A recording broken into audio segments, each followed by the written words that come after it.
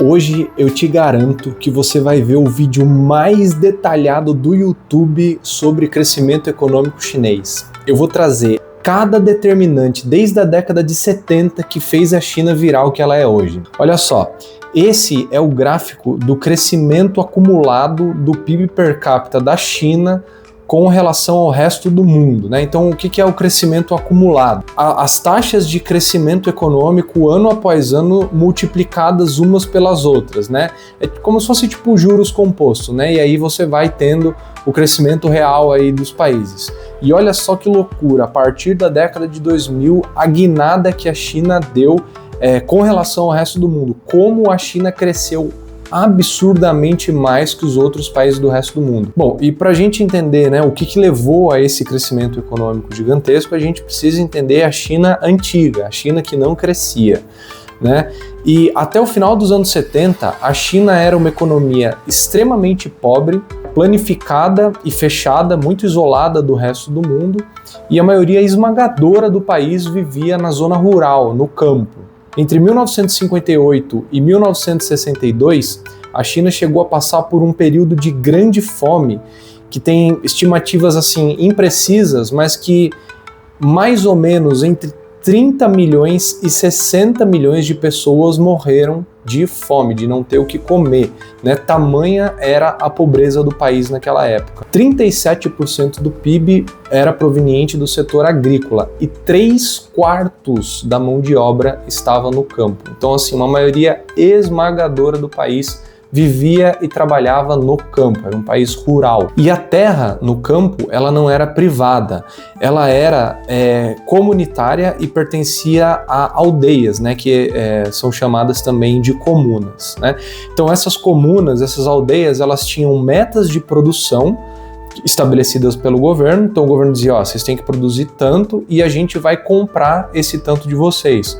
Mas como era um país pobre, o governo comprava a um preço baixíssimo que mal dava para a própria subsistência das famílias e das aldeias. O excedente era quase zero, as aldeias praticamente não conseguiam produzir a mais do que essas metas estabelecidas pelo governo. E as consequências disso foram que entre 1957 e 1978, ou seja, 21 anos, o crescimento do PIB no campo foi de 1%. Mas aí vem 1978 com as reformas do Deng Xiaoping. E eu não estava falando do campo até agora à toa. Essas reformas começaram exatamente na zona rural. A primeira questão que foi feita nas reformas foi a redução das metas de produção impostas pelo Estado.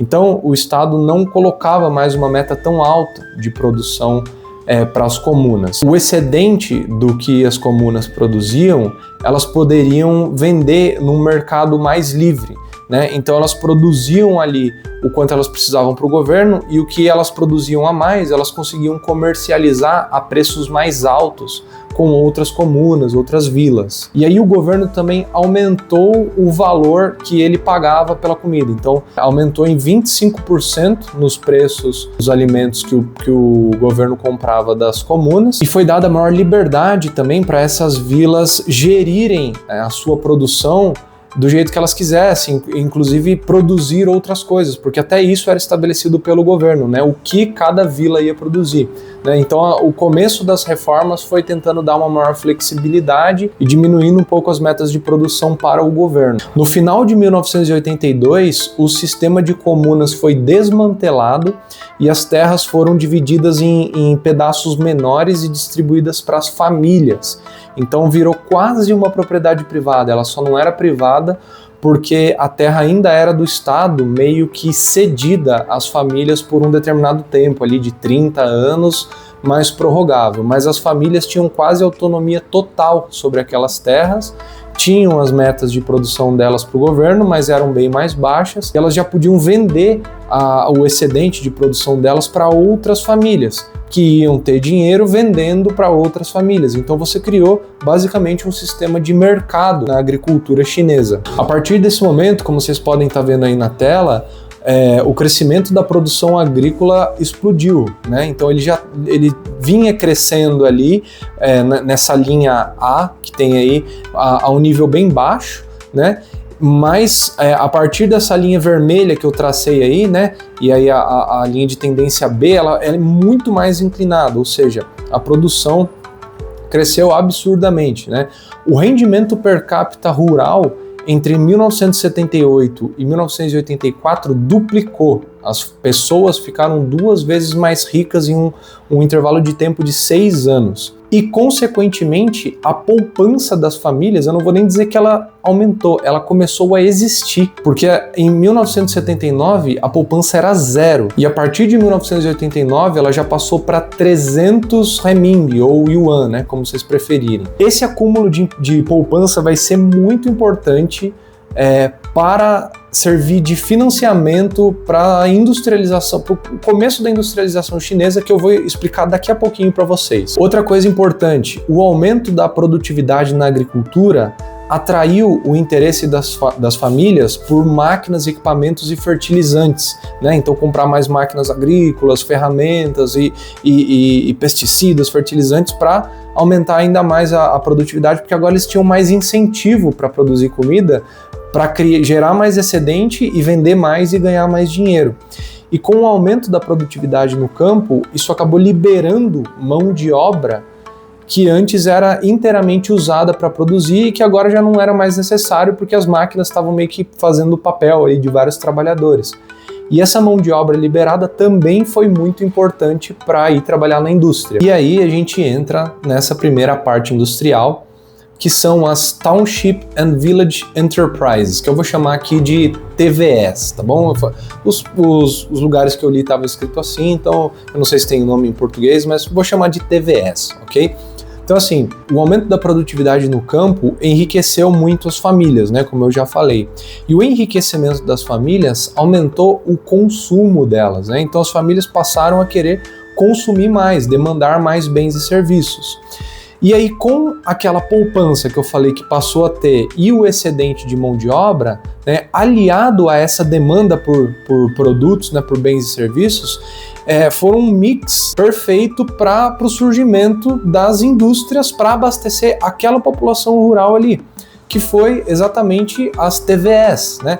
Essas TVS, elas eram de origem coletiva, elas não eram propriedade privada, né? Eram formadas ali por algumas pessoas que não estavam mais trabalhando no campo e eles produziam ali bens básicos, assim, bens de consumo, bicicletas, ventiladores, utensílios de cozinha, coisas que as famílias queriam consumir mesmo que elas não tinham nenhum acesso antes. E elas foram muito importantes para o desenvolvimento do mercado, não só por abastecer essa demanda reprimida da própria população do campo, como também para gerar um pouco de concorrência para o resto das empresas que eram 100% estatais na época e monopólios, né? Então você começa a ter mais concorrência industrial ali na China. E essas empresas se financiavam com o dinheiro das poupanças das famílias, né? Porque a gente sabe muito bem que o cara, quando sobra dinheiro, ele não coloca embaixo do colchão, ele põe no banco. E o banco empresta esse dinheiro ou para outras pessoas ou para empresas. Pois bem, aí um pouco depois disso, você tem a reforma das estatais mesmo, né? Eu falei aqui que as TVS deram mais concorrência para as estatais, e as estatais na China, elas eram absolutamente ineficientes e improdutivas, né? Elas eram pertencentes aos ministérios, então os ministérios eram meio que os donos dessas empresas estatais. Elas eram monopólios, né? Você não tinha concorrência. Os preços dos bens eram determinados pelo próprio Estado. O financiamento era infinito, né? Sempre que dava prejuízo, o ministério ia lá e colocava mais dinheiro. E a produção era fragmentada em várias unidades, o que não permitia a produção em escala, e aí você não tem barateamento de custos e não tem eficiência. Então, com exceção das metas de produção estipuladas pelo próprio Estado, essas empresas não tinham praticamente incentivo nenhum para produzir bastante. A entrada das TVS começa a dar uma outra cara ali, uma competição maior para essas empresas estatais, mas além disso, teve vários programas do próprio governo que foram tentando tornar as empresas estatais mais eficientes. Uma delas foi o financiamento reduzido. Então o que o governo fez? Ao invés do próprio ministério dar dinheiro para as estatais sempre que elas quisessem, o governo emitiu moeda, jogou no setor financeiro, nos bancos e falou assim para as estatais: olha só, agora se vocês quiserem pegar dinheiro emprestado, vocês têm que ir para o banco e pedir para o banco. E o banco, ele tem um critério maior para emprestar dinheiro, né? Ele não vai simplesmente dar dinheiro para qualquer empresa fazer qualquer coisa. Ele vai perguntar o plano de negócios, a sustentabilidade financeira da empresa, né? Então as empresas, elas tinham que ter minimamente uma sustentabilidade melhor ali mesmo para conseguir pegar financiamento no banco, né? Isso aumenta muito a eficiência e a produtividade delas. Muitas estatais foram privatizadas, tá? Então 60% das empresas estatais foram privatizadas. Quais delas? Majoritariamente as de produção de bens de consumo e indústrias leves, tá? Então, as mais estratégicas, então petróleo, telecomunicação, mineração, essas coisas continuaram estatais. Mas essas coisas de vestuário e, enfim, a indústria mais leve, ela foi toda privatizada.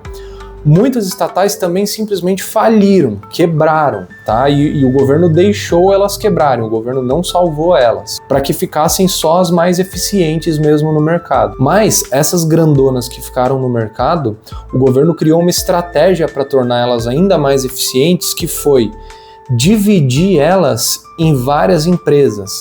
Então o governo criou várias empresas estatais em cada setor. Por exemplo, no setor de energia foram criadas 5 empresas e elas competiam entre si.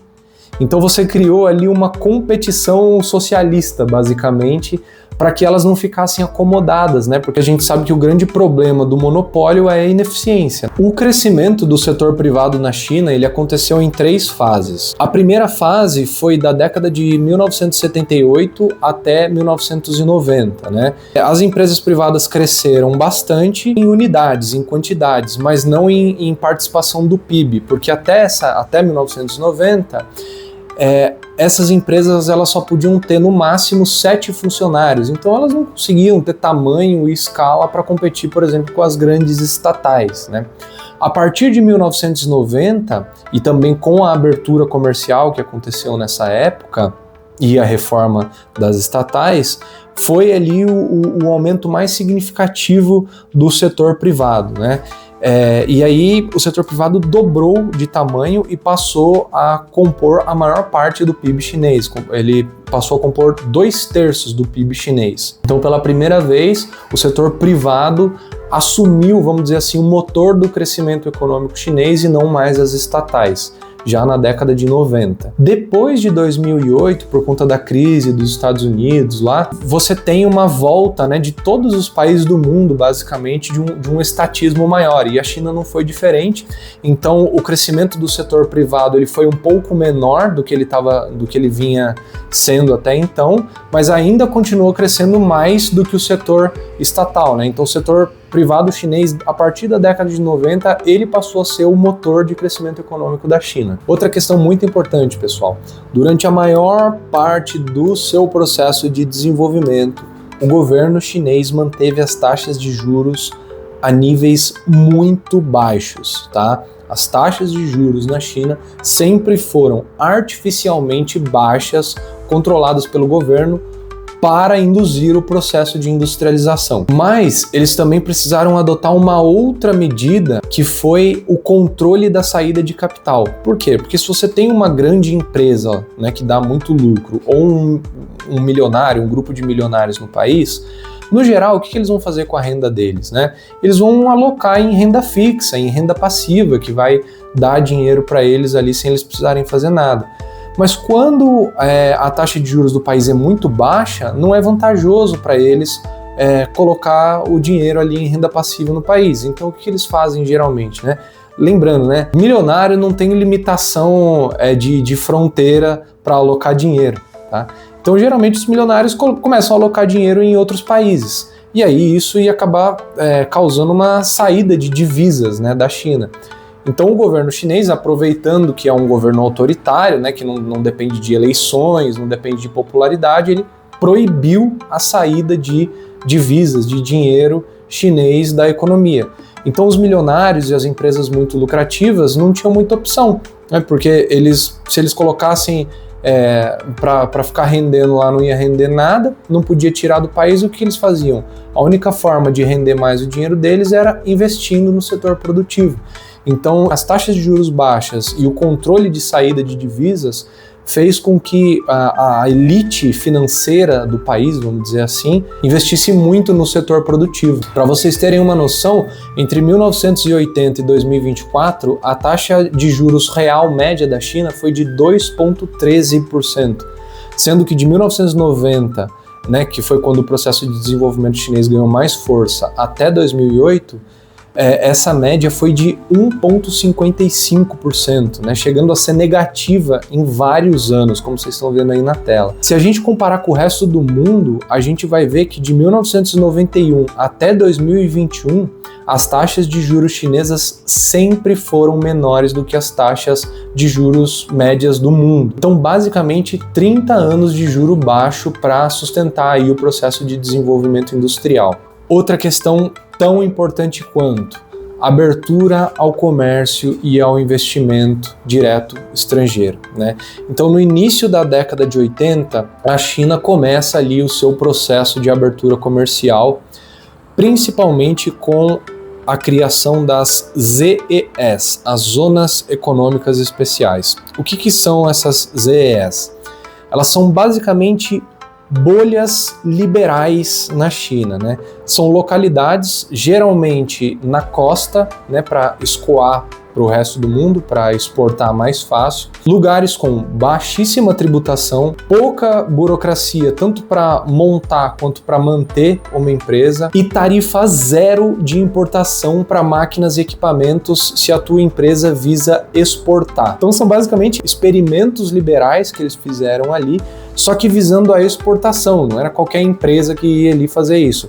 A empresa só tinha acesso àquela localidade com aquele regime especial ali se ela visasse exportar para o resto do mundo o que ela produzisse. E essa liberalização do ambiente de negócios, aliado ao fato da mão de obra na China ser muito barata, porque tinha muita mão de obra excedente do campo disposta a ir trabalhar na indústria por salários baixíssimos, fez com que diversas empresas do resto do mundo fossem para a China para produzir lá e exportar, porque era muito lucrativo. Em pouco tempo a China estava cheia de multinacionais e foi a partir daquele momento que você começou a pegar ali produtos de marcas estadunidenses, europeias, e aí você olha e está escrito Made in China. Porque basicamente todo o processo produtivo dessas empresas foi para a China porque era mais barato. E aí, para o lado dos chineses, essa abertura comercial facilitou muito a absorção de inovações tecnológicas,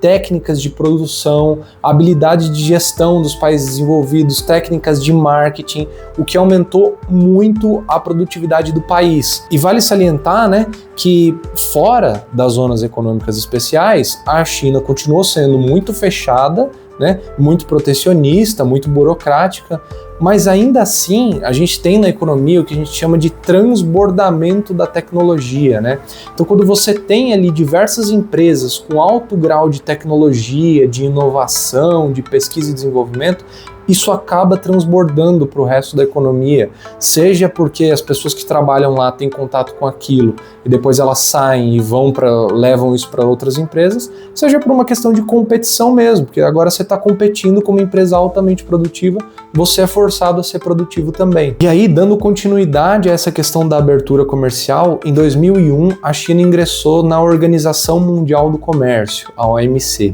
E foi aí que a China se abriu de vez para o resto do mundo. Eles tiveram que reduzir as tarifas de importação, abrir o comércio para o setor de serviços, parar de fazer controle de preços que eles faziam até aquele momento e eliminar subsídios às exportações, porque isso é competição desleal, Lógico que esse não foi um processo fácil, foram 15 anos de negociação até a China topar deixar de fazer todas essas coisas, Mas o resultado foi extremamente benéfico, como vocês vão ver daqui a pouco. Mas antes, dá uma olhada na trajetória das tarifas de importação da China, Então você vê que elas vêm caindo desde o início da década de 90, não tem dados da década de 80, Provavelmente ela caiu mais ainda, porque a China era basicamente um país completamente fechado, então ela vinha caindo já desde a década de 80, 90 ainda caindo muito, deu uma estagnada, e aí quando a China entra no OMC, que é essa linha vermelha, ela cai ainda mais, né?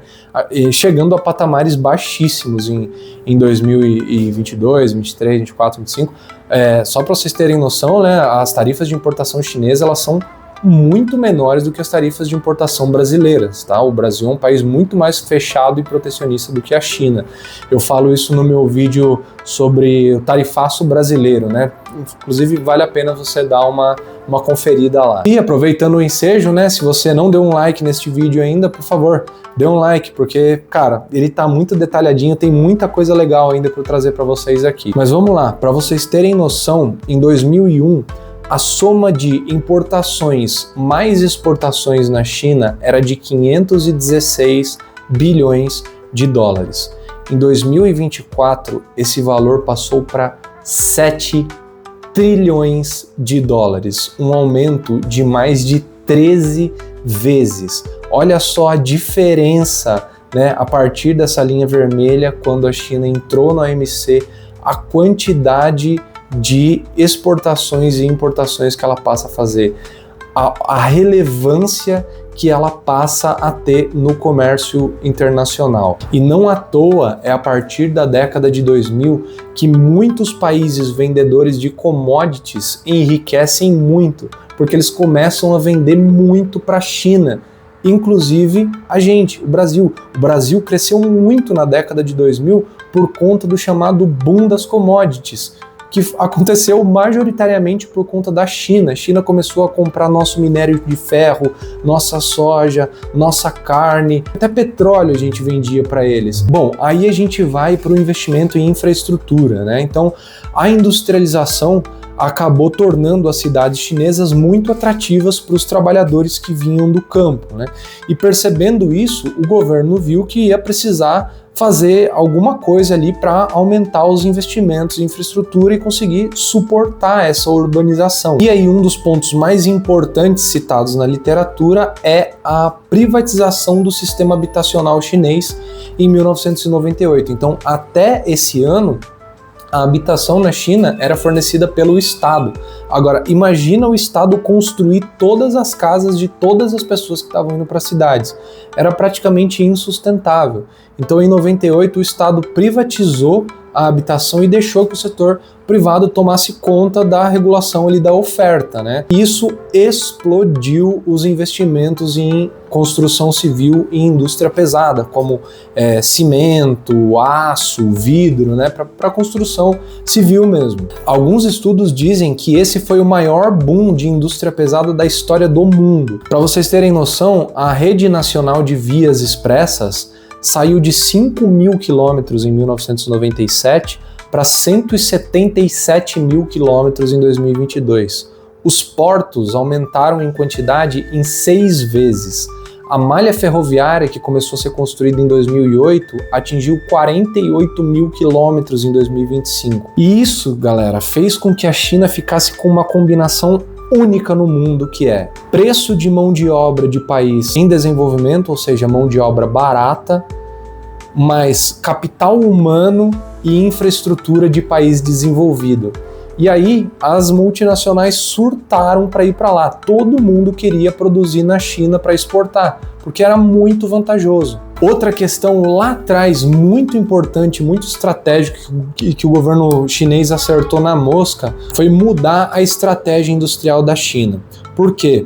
Porque até o fim lá da década de 70, começo da década de 80, a indústria chinesa, que era 100% estatal, ela era muito focada numa indústria intensiva em capital, né? Aquela indústria grandona que precisa de muito investimento, né? Então, mineração, petróleo, telecomunicações, né? Esses setores que têm um investimento altíssimo, né? E são muito intensivos em capital, em máquinas. Só que eles tinham pouquíssimo acesso a capital, porque era uma economia muito fechada e muito pobre também, eles não tinham nem dinheiro para comprar máquinas e equipamentos do resto do mundo. E o que eles tinham em abundância e barato?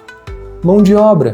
Então o que eles fizeram? Eles migraram o setor industrial deles para a indústria pesada e foram para a indústria leve, intensiva em mão de obra, para produzir vestuário, bens de consumo baratos, eletroeletrônicos baratinhos, alimentos. Essa indústria que é muito mais formada por gente do que por máquinas. E isso deu muito certo, porque tinha muita gente disposta a ir trabalhar na indústria, né? E como eu estou batendo muito na tecla aqui, a um preço muito baixo, então o preço de custo era muito baixo. E aí, como a produção deles era muito voltada para exportação, a entrada de dólares na economia chinesa começou a possibilitar eles a comprar mais máquinas e equipamentos e a desenvolver organicamente o setor intensivo em capital também. Então, se você for ver o início ali daquele boom de exportações chinesas, ele é muito atrelado àqueles bens baratinhos, né? Os bens que hoje a gente chama do AliExpress, da Shopee, né? Que até hoje eles fazem muito isso, mas hoje a China já está mais tecnológica. Mas eles começaram com essa indústria leve, intensiva em mão de obra, e foram se aperfeiçoando organicamente ao decorrer do tempo. Outra questão que a literatura bate muito, que foi muito importante: taxas de câmbio desvalorizadas, né? Então, no início, ali antes das grandes reformas, até a década de 80, para ser mais exato, $1 valia 1,5 yuan, ou renminbi, né? Essa é uma taxa extremamente valorizada de câmbio, né? E como eu já expliquei aqui em diversos vídeos, quando você tem uma taxa de câmbio muito valorizada, você prejudica as exportações, porque os seus produtos que você produz internamente, eles ficam muito caros para o resto do mundo. Agora, se a sua taxa de câmbio está desvalorizada, se a sua moeda é desvalorizada, você barateia esses produtos que você produz para o resto do mundo. Além disso, as firmas privadas, as pessoas não podiam trocar dólares por yuans. Então não tinha atratividade nenhuma para você exportar, porque você ia exportar um produto que era caro para o resto do mundo, e se você conseguisse, o dólar que você ia receber, você ia ter que, sei lá, se limpar, se enxugar com ele, porque você não podia trocar pela moeda local. A partir disso, eles fizeram algumas reformas cambiais que possibilitaram uma maior flexibilização, né, para a galera conseguir trocar o dólar por yuan, por renminbi, e desvalorizaram muito artificialmente a sua moeda. Então o câmbio na China, ele não era um câmbio flutuante de mercado com base na oferta e na demanda de dólares, igual acontece em vários países, né? O governo definia de quanto ia ser o câmbio, tinha uma taxa fixa, era câmbio fixo e era sempre desvalorizado para beneficiar as exportações. Eu não vou entrar em tantos detalhes aqui das reformas cambiais, porque elas foram muito complexas. Você tinha vários sistemas de câmbio para empresas nacionais, para empresas exportadoras e tal. Acho que não vale a pena entrar em tanto detalhe assim, mas o que fica o câmbio foi desvalorizado recorrentemente durante esse processo de desenvolvimento da China para facilitar as exportações. E aí você teve uma grande massa de multinacionais vindo para a China, como eu estou batendo na tecla aqui direto para vocês, né? Essa mão de obra barata, esse grande investimento em infraestrutura e capital humano, câmbio desvalorizado, taxa de juros baixa, subsídio do governo, tudo isso fez com que as empresas ficassem loucas para ir para a China, produzir para exportar para o resto do mundo. E esse foi um grande diferencial da China, e até curioso isso, né? Porque a China se inspirou muito em outros países do leste asiático para fazer a sua industrialização, né? Então ela se inspirou ali na Coreia do Sul, em Taiwan, no Japão. E esses países tiveram um processo de desenvolvimento muito mais nacionalista.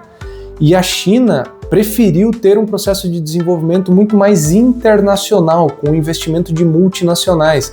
E é louco porque assim, a China é socialista e esses outros países são capitalistas, né? A galera acha que é o contrário, mas não. Para vocês terem uma noção, enquanto o investimento direto estrangeiro médio na Coreia do Sul, no Japão e em Taiwan foi de 0,5% do PIB, na China o valor foi de 3%, ou seja, 6 vezes maior. E aí, como eu já falei, né, essas empresas estrangeiras trouxeram muito conhecimento em gestão, produção, marketing, novas tecnologias e tudo, o que possibilitou aos chineses ter contato com isso, as empresas chinesas terem contato com isso, porque muita multinacional que entrou na China fez joint ventures com empresas chinesas, ou seja, se fundiram com empresas chinesas.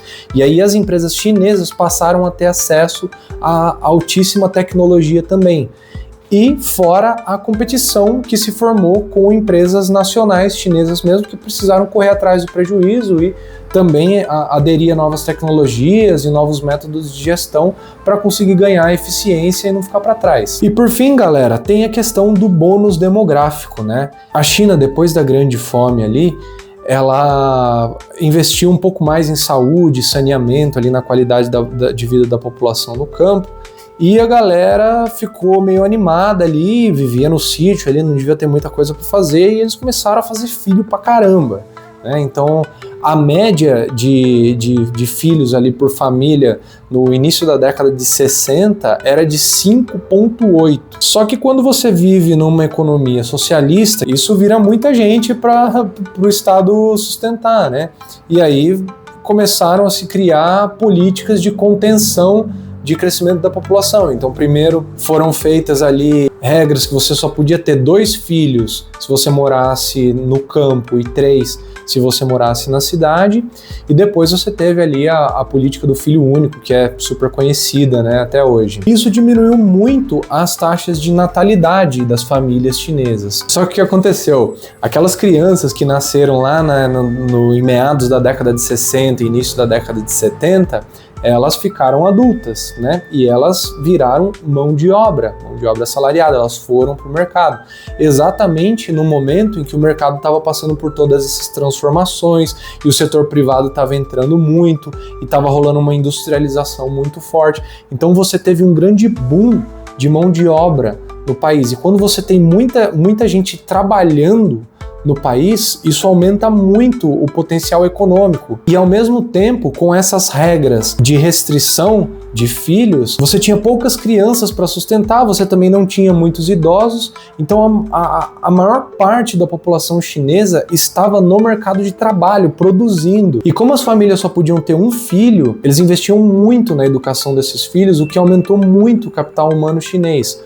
Outra coisa, quando você tem um filho só, sobra uma graninha a mais. Então a poupança também aumentou muito depois dessas políticas de restrição de filhos. Então o fator populacional, o bônus demográfico, que agora está acabando na China, inclusive, ele facilitou muito esse crescimento acelerado. Bom, e agora a China está numa nova etapa de desenvolvimento, né, pessoal? Porque toda essa abertura econômica e atração de investimento direto estrangeiro, né, como eu já falei várias vezes aqui, fez com que a China aumentasse muito a sua produtividade do trabalho, a sua eficiência, né, adquirisse muita tecnologia, muito know-how, e aí, né, atrelado à infraestrutura e a capital humano, etc.